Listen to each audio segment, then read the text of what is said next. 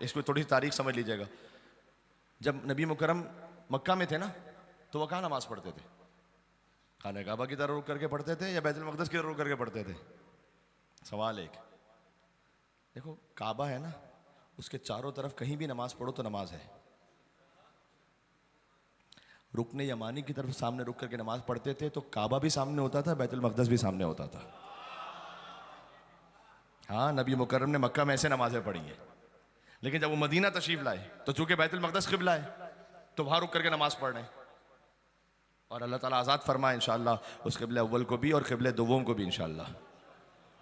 ये मैंने एक जुमला कह दिया भाई। हाँ देखो, इसमें इसके लिए आले मोहम्मद में से किसी फ़र्द की ज़रूरत है।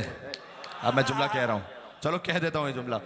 देखो फ़िलिस्तीन जहाँ पर इस वक्त जुल्म हो रहा है, अल्लाह ताला इंशाअल्लाह उनकी जान माल इज़्ज़त नामूस की साथ हिफाजत फरमाए कि उन गासिबों को नीस्तो नाबूद फरमाए इंशाअल्लाह। लेकिन जुमला सुनना, वो सरजमीन फतह हुई थी खास खिलाफत में, बाद में यहूदी फिर से आ गए। खैबर फतह किया था अली इब्न अबी तालिब ने, खैबर में यहूदी वापस नहीं आ सके। बस जब अली का बेटा फतह करेगा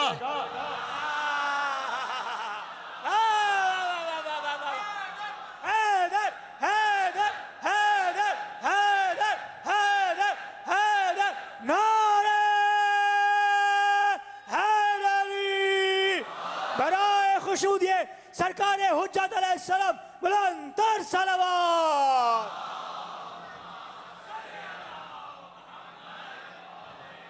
फिर किसी यहूदी की जरूरत नहीं होगी कि वापस आए।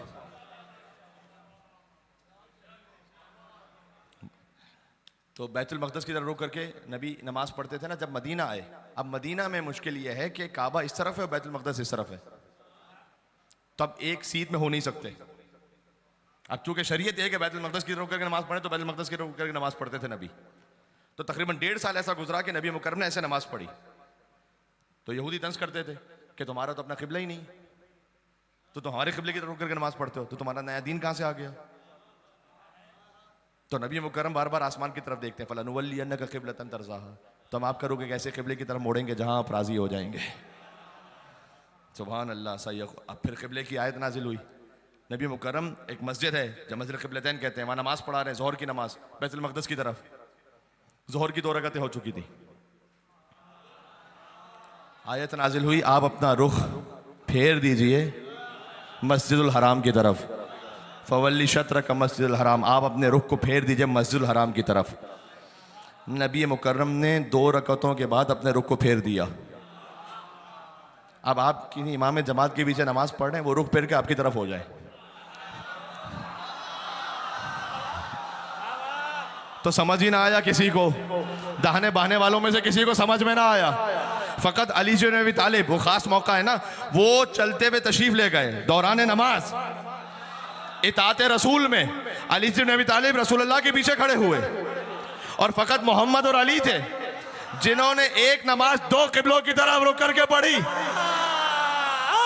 है मेरे साथ या नहीं?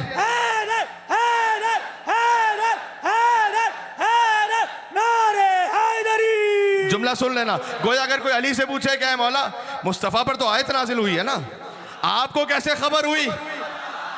ओहो हो मेरे साथ है, आपको कैसे खबर हुई कि अल्लाह का हुक्म हो चुका है मस्जिदुल हराम की तरफ रुख कर लो? गोया अली का जवाब यही होगा कि ना हम बैतुल मक़दस जाने, ना हम खाने काबा जाने, जहां मुस्तफ़ा का रुख हो जाए वही अली का क़िबला है।